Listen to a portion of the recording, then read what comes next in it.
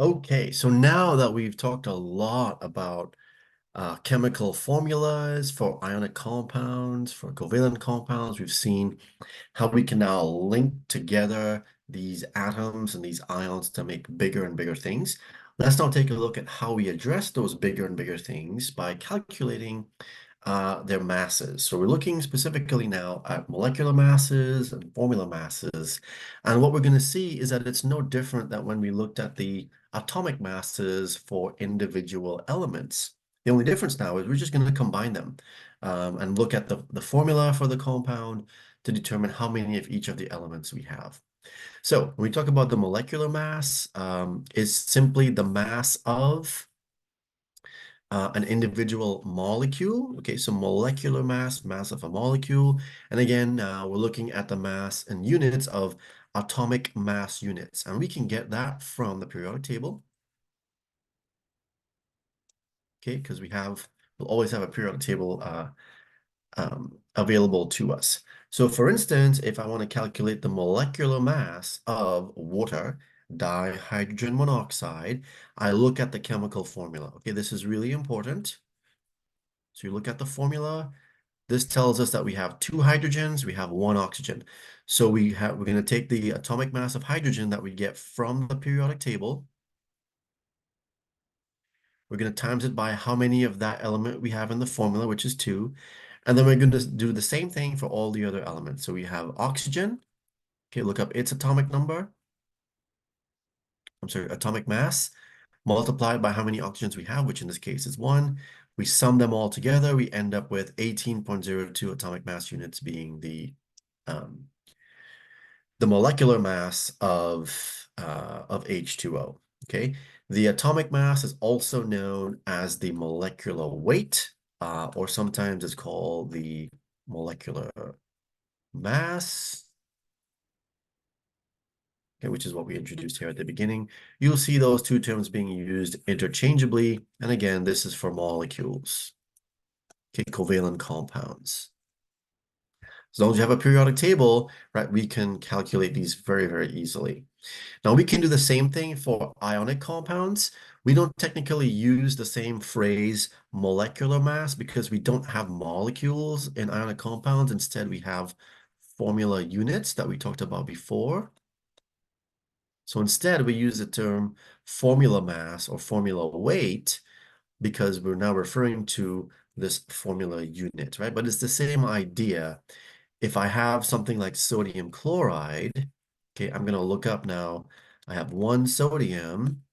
For my formula, I'm going to add that to whatever else I have. I have 1 chloride in this case. So 1 Cl. So sodium is whatever, 23 point, or 22.99, sorry.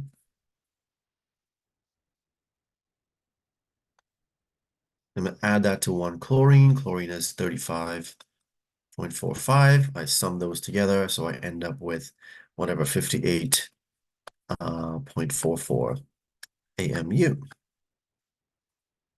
Okay, that's the formula mass for sodium chloride, the mass of a formula unit, the empirical formula for sodium chloride. Okay, so it doesn't matter, okay, what your formula is, right? You just need to make sure that you address each of the atoms that we have and how many that we have. Look up their masses on the periodic table, sum them all together, and then you get your formula mass or your molecular mass. Now, we can also use the chemical formula for a compound to determine the percent composition of our compounds. And what the percent composition, we're going to specify this now, the percent composition by mass, okay, is nothing more than the mass of that element divided by the mass of the entire compound times 100, and then percent there is going to be your unit, okay?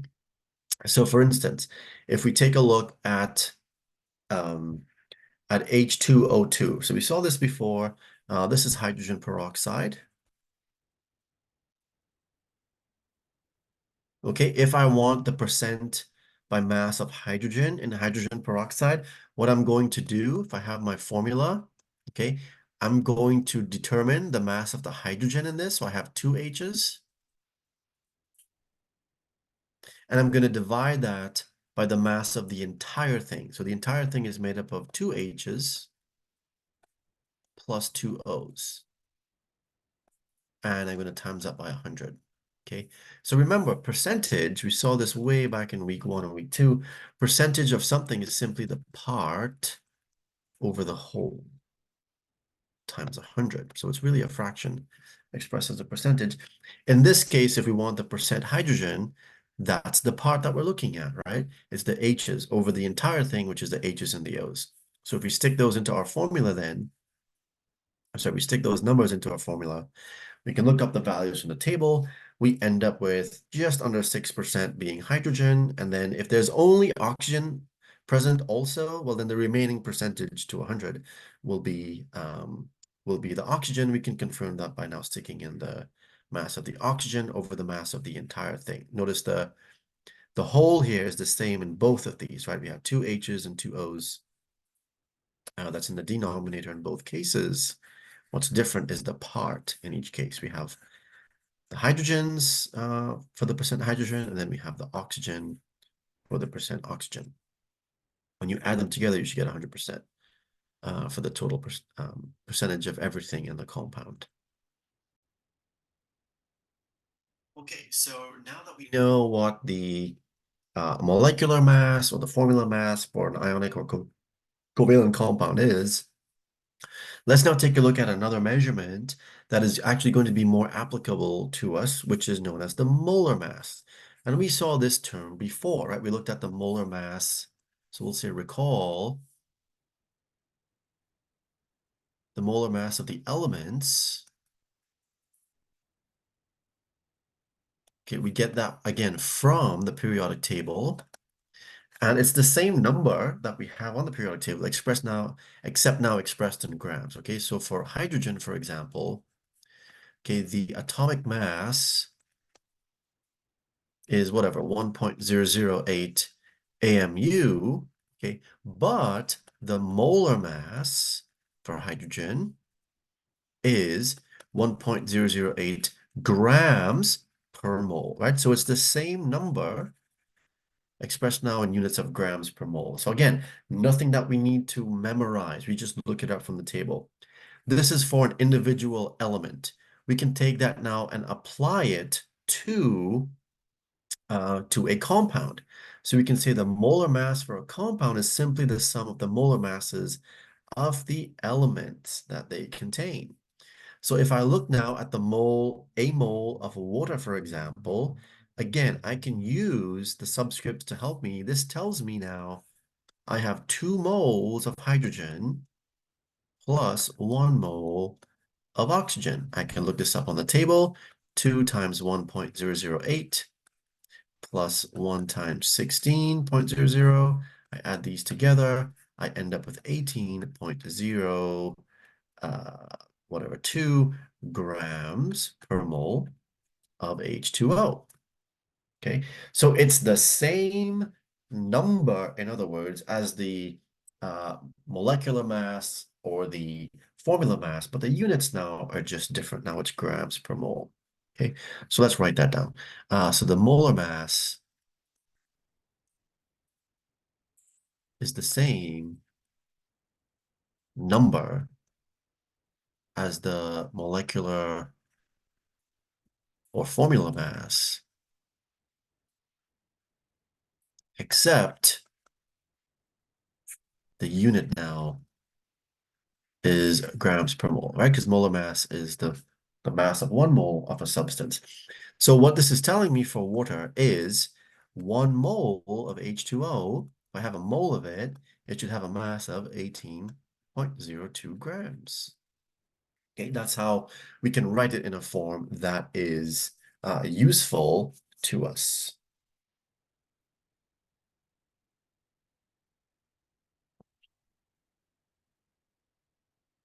So it is important also when we look at our elements, we mentioned before that some of the elements occur as diatomic elements, like hydrogen, oxygen, nitrogen, fluorine, etc. We need to specify that when we do our molar mass of the elements. and also when we use them in chemical formulas. So for example, when we say how many moles of oxygen there are in a mole of water, well, in a mole of water, there are 2 moles of O. I'm sorry, there's 1 mole of O, right? So we have 1 mole of oxygen atoms, which means that we have the 16 grams of O.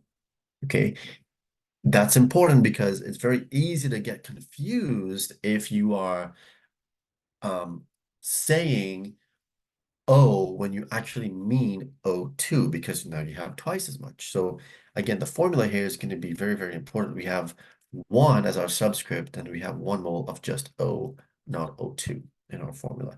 So that's a very important place where it's easy to make a mistake. So you want to pay close attention that we specify, is it the diatomic form or is it the atomic form of the monoatomic form of oxygen?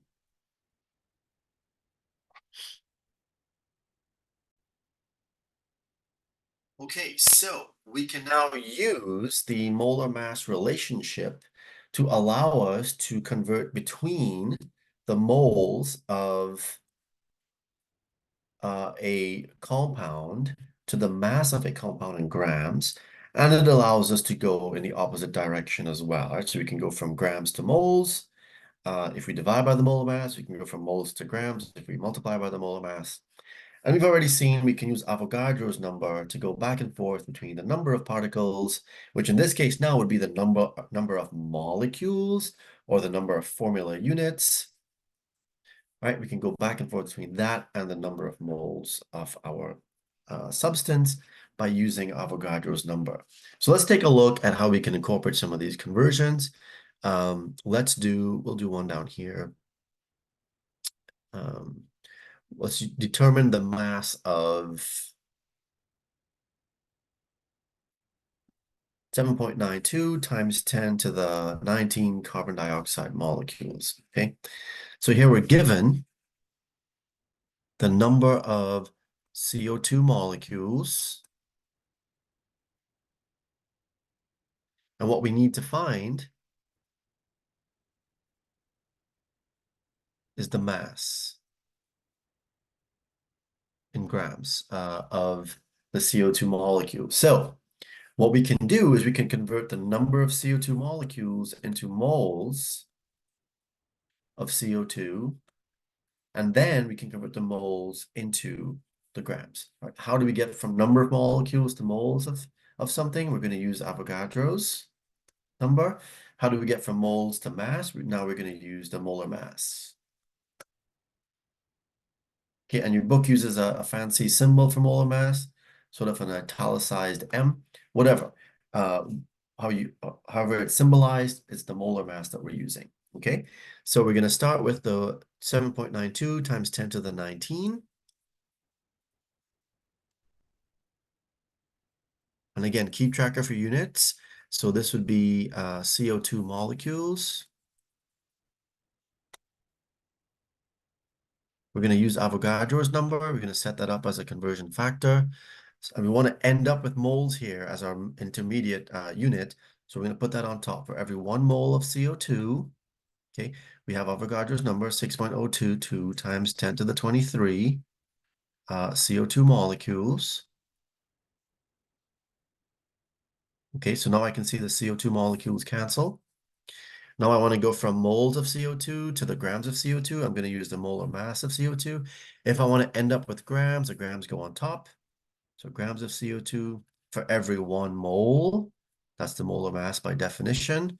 Right, moles of CO2 are going to cancel. What is the molar mass? Well, I have 1 carbon and I have 2 oxygens, 2 O's in CO2.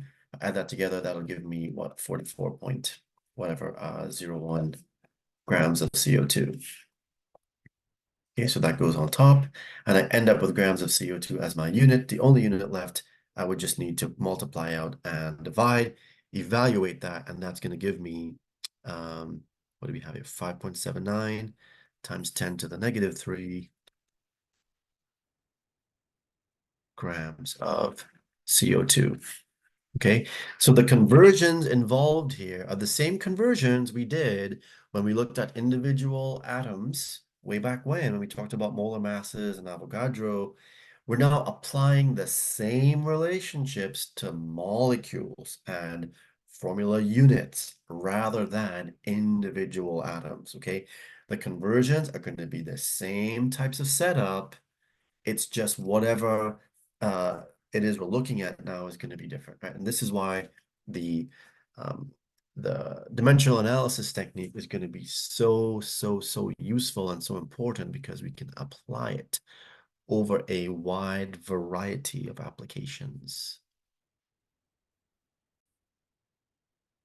So the last thing that we're going to do now that incorporates essentially everything we've talked about in this section is how we can determine both the empirical formula and also the molecular formula for a compound if we're given the percent composition. Okay, so one important sort of strategy when it comes to using this information, if you're given percentages of anything, it's always useful because percentage means out of 100 is to just assume that we're dealing with 100 grams of a sample. You could assume any amount, but it just makes sense to assume 100 grams of the sample. Okay, so it's best to actually to do this through an example. So let's take a look at this one.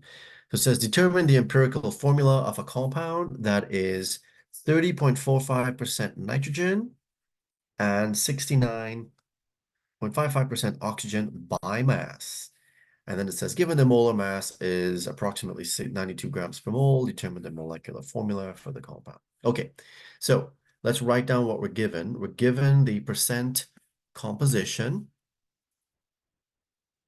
Okay, so the percent, what do we have here? Nitrogen is 30.45% N. We're given the percent O is the remaining, right? 69.55% O. So really what we are trying to do when we have to determine the empirical formulas and the molecular formulas, what we are trying to get to in both of these cases is we are trying to get to moles, right? Because the formulas give us a mole to mole ratio. So in order to get to moles, what we first of all need to do is to get to grams first. Mass, in other words. So the best way to do this is just to assume 100 grams of the sample because it would make the calculation a lot easier. Like I said, you can assume any amount. It really is irrelevant, but assuming 100 grams is really easy. So if I have 30.45% of of the sample is nitrogen, okay, so 30.45 out of 100, that's what percentage means, okay, times 100 grams of the sample, okay, that then cancels out. So this actually now tells me I have, in the 100-gram sample, I have 30.45 grams of N. So it's the same number, right? And I can do the same thing for the oxygen. I have 69.55 out of 100. So that's the percentage of the oxygen in this case, times 100 grams of the sample, the whole thing. 100 goes away, and now I have 69.55 grams of oxygen in that sample. Okay, so if I want to get to the grams first, which I just did, okay, in my 100-gram sample, I know how many grams of nitrogen, how many grams of oxygen I have. The next step would be to convert the grams to moles, because that's what I want to get to. How do I get from grams to moles? I'm going to use the molar mass of these things.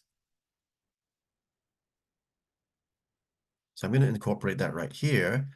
Molar mass I get from the periodic table. Okay, for every 1 mole that goes on top, because I want to end up with moles. Every 1 mole of nitrogen, it's whatever, 14.01 grams of N. Grams of N go away. For oxygen, same thing. For every 1 mole of O, I have 16.00 grams of O. So that goes away. What I end up with now is a rudimentary mole to mole value.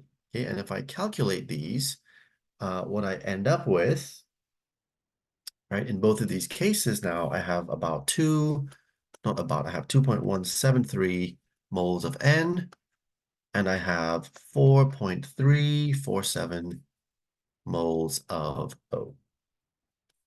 Okay, so I have a mole to mole ratio between these two, and I can write that as a rudimentary formula. So N subscript 2.173, and then O subscript 4.347.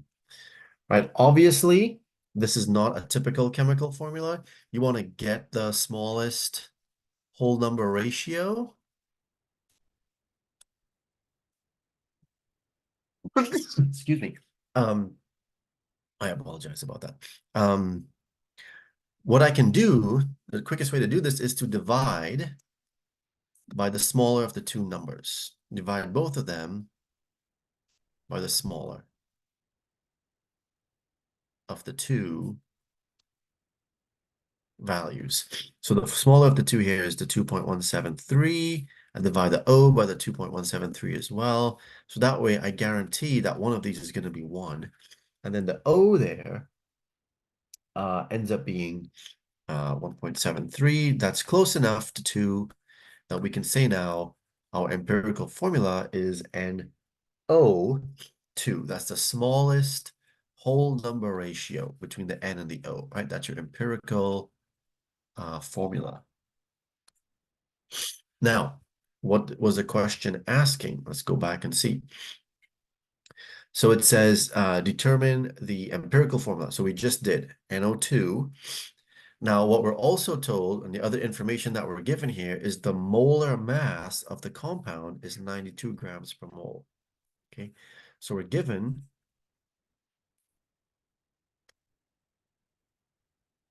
molar mass is 92 grams per mole. So the way that we determine now the molecular formula is we're going to do the following. We're going to divide the empirical formula mass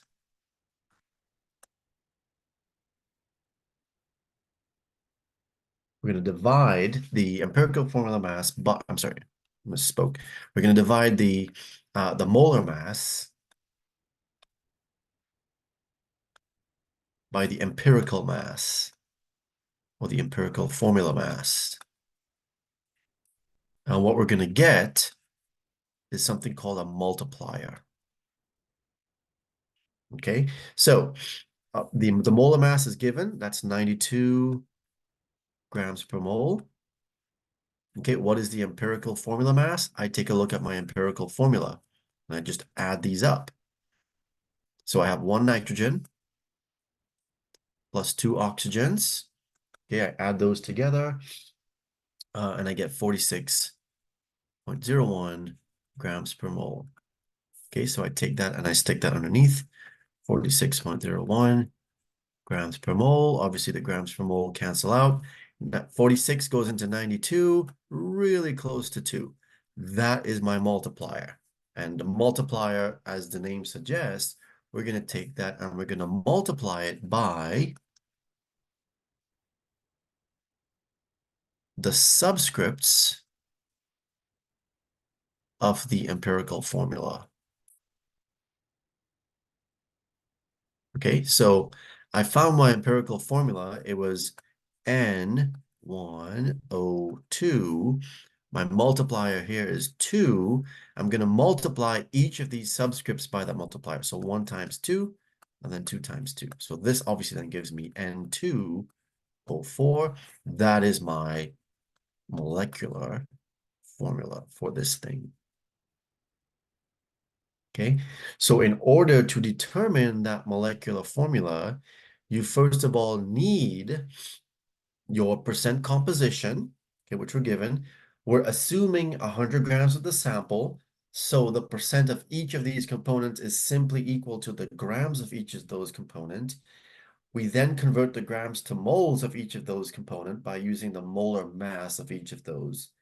We then start writing out or assembling a rudimentary formula where we have whatever numbers we have written out as subscripts.